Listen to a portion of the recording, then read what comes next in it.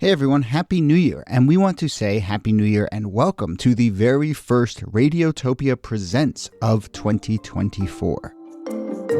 It's a series that we are truly excited about. It's called Shocking, Heartbreaking, Transformative. Now, this is from documentarian Jess Shane, who put out an open call on Craigslist and then worked with 4 strangers to explore the standard rules that documentarians and journalists use to tell their subject stories. So the series gets into all sorts of questions about what happens when people's real lives are collected, edited, and consumed. The show pulls back the curtain on what goes on behind the scenes of your favorite nonfiction shows. And then it turns in on itself and some really interesting twists and turns along the way in the making of the show. I've gotten to know Jess a little bit over the making of this show. Every time I chat with her, there's a new wrinkle to this story. It is really incredible. So go check out the new Radiotopia Presents series, Shocking, Heartbreaking, Transformative. It is out now on your favorite podcast platform.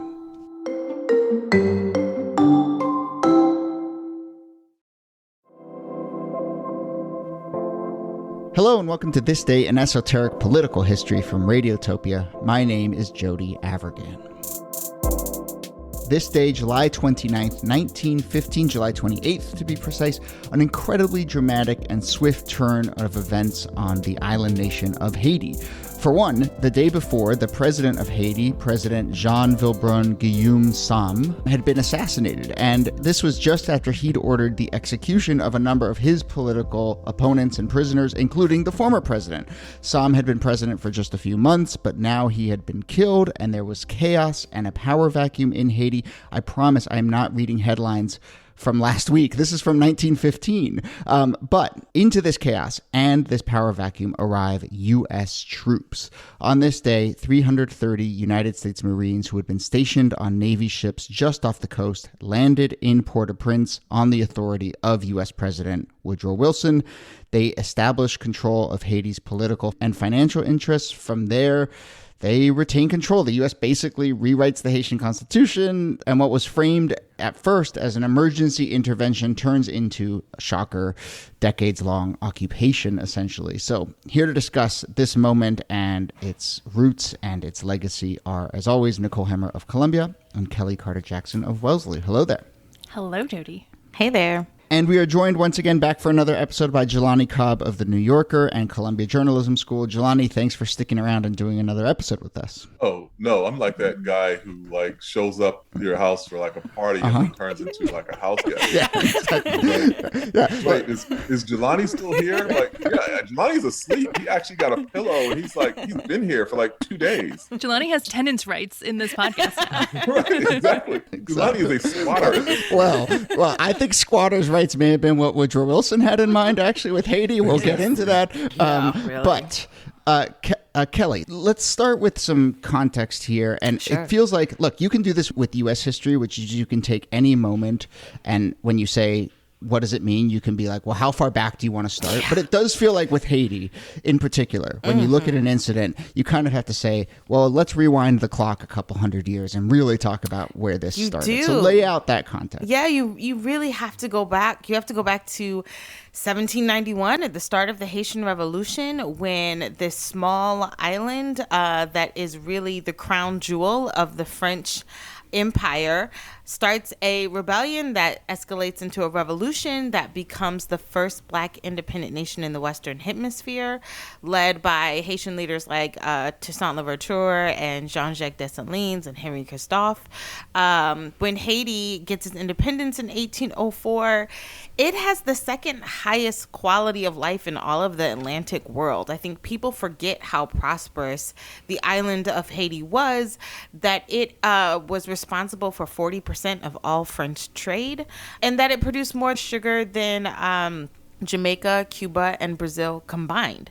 So Haiti is a really big deal and has always been this sort of political and economic football, if you will, in terms of how we think about colonialism in the Western world. So when you fast forward to the 20th century, to 1915, Haiti is still being sort of tossed around by political powers, people like the United States that want to have economic control in Haiti. Not just Haiti, but also the Dominican Republic. These two countries share the same island.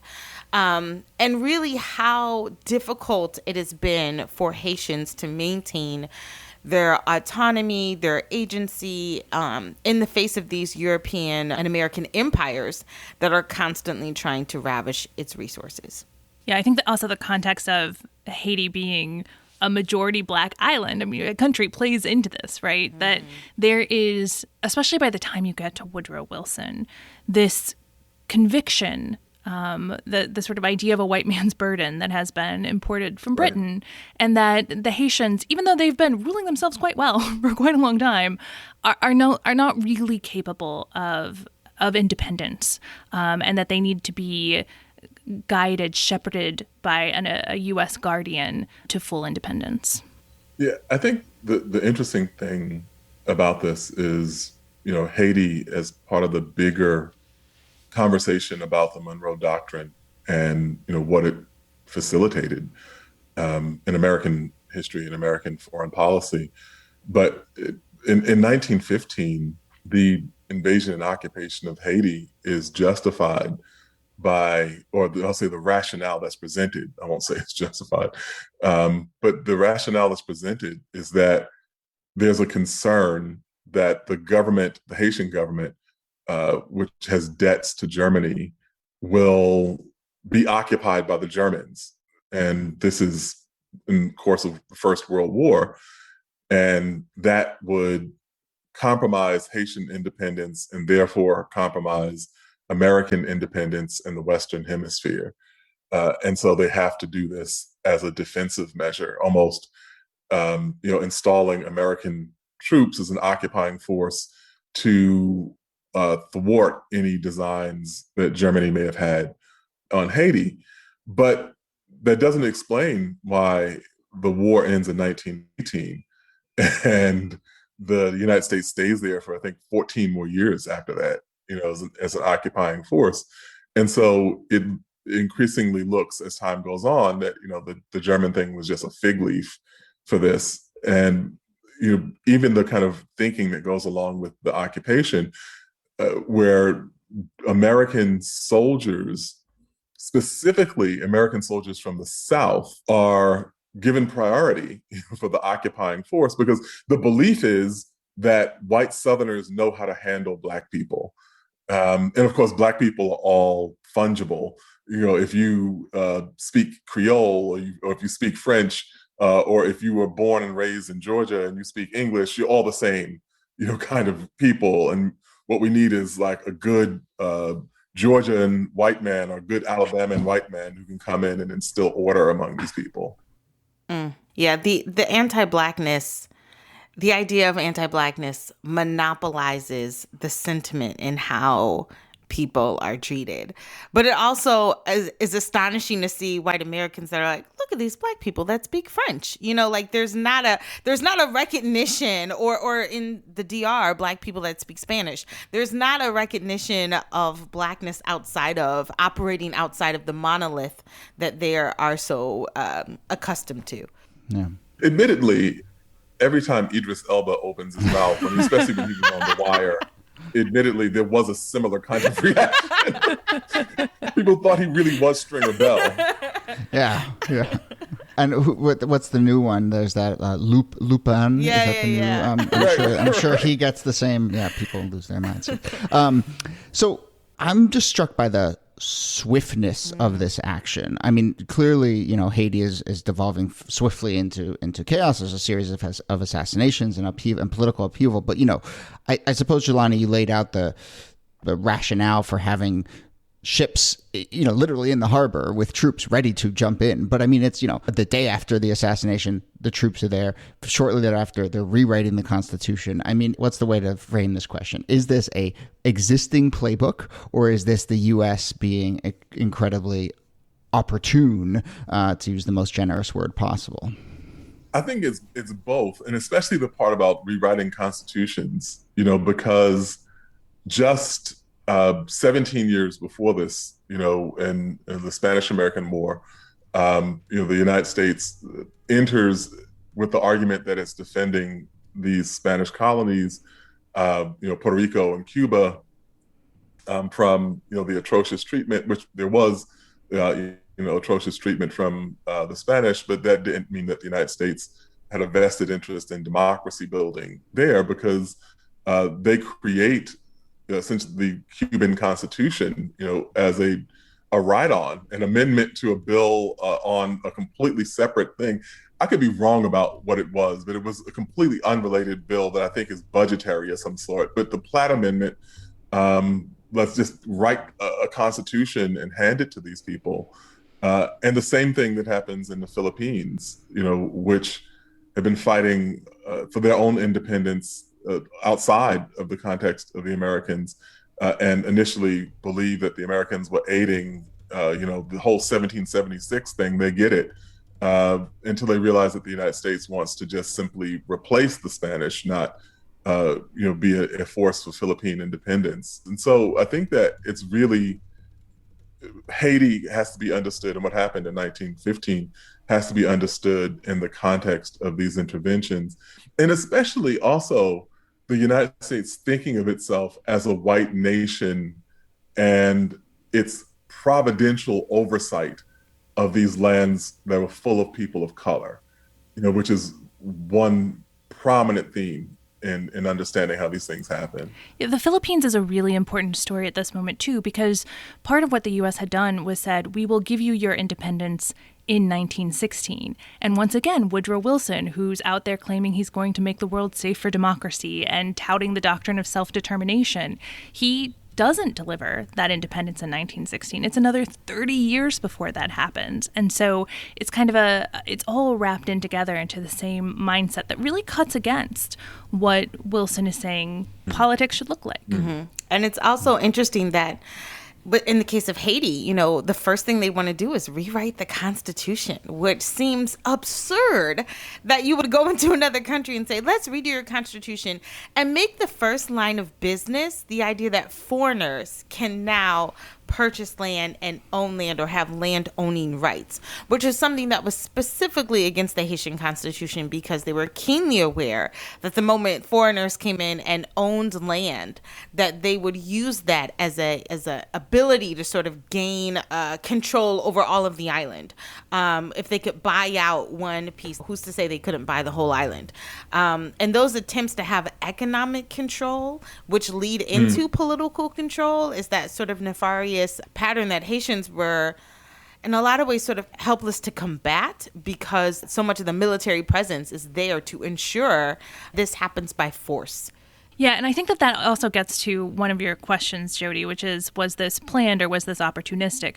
Certainly there had been business interests in the United States who had been eyeing Haiti really hard, trying to think about how they were going to get a foothold economically on the island. And this Haitian Constitution was a real roadblock for them, right? It meant that they couldn't invest there. Mm-hmm. And so that was the first order of business, lets you know that was at least teed up. It wasn't that they had been plotting, as soon as there's an assassination, we're going to come in and we're going to make this happen. But they were ready to enact that as soon as they had a chance. And also, there's to Nicole's point, what's really interesting here is that it dovetails again into the ideas and the interests around Cuba, and specifically around sugar.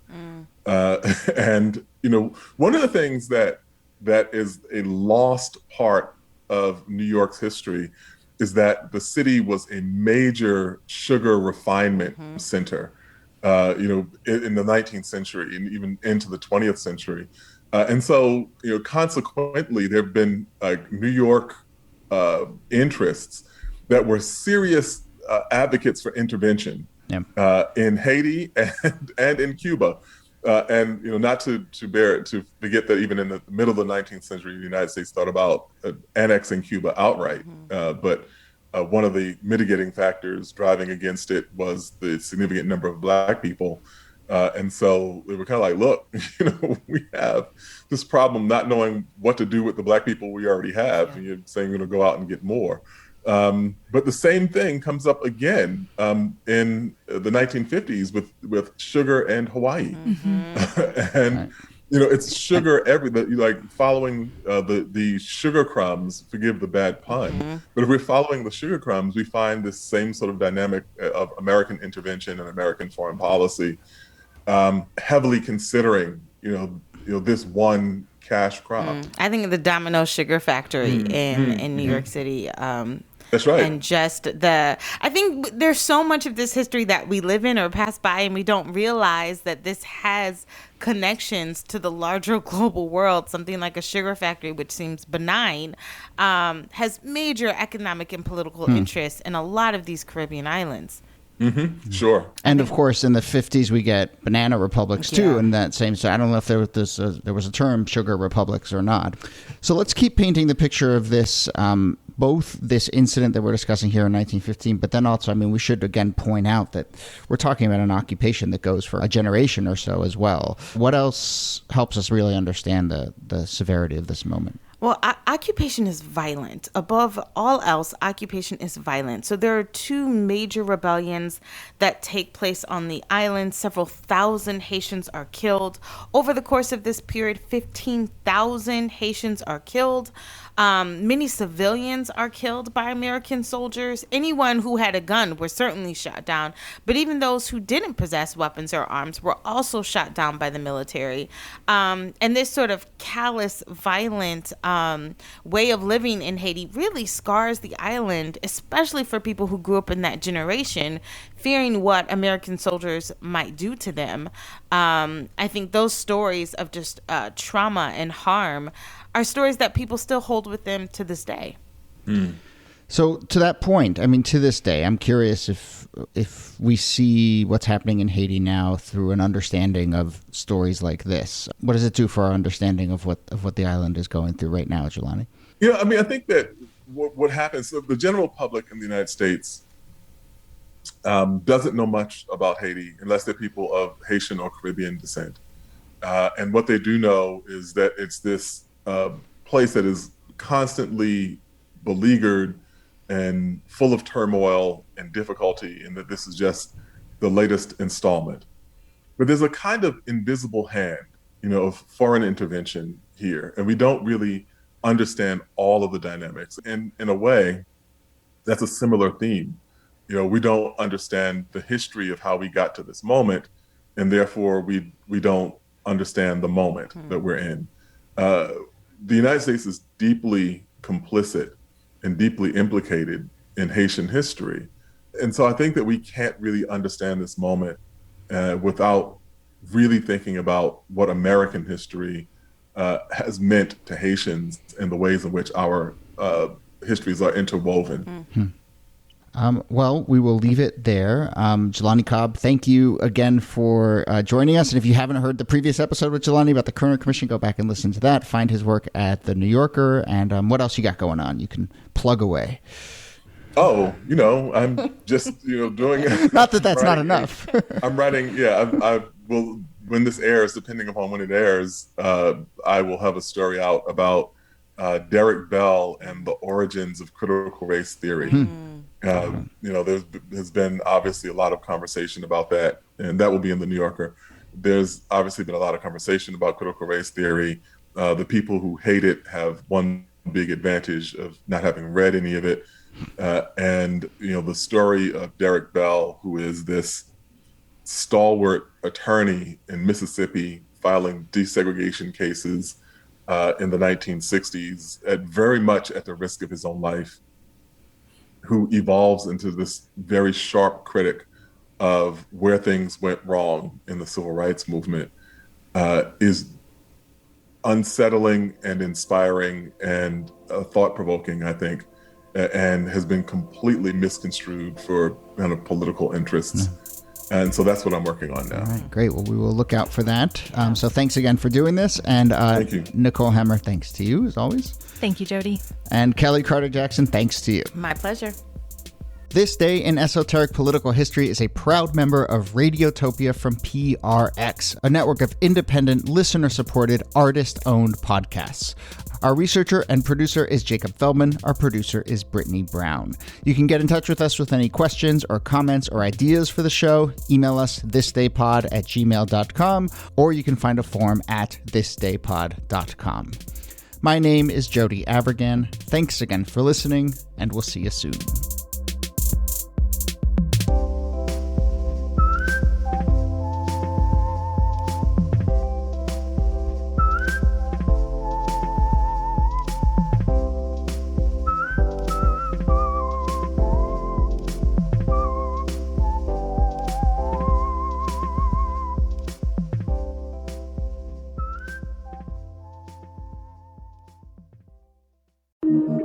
Radiotopia.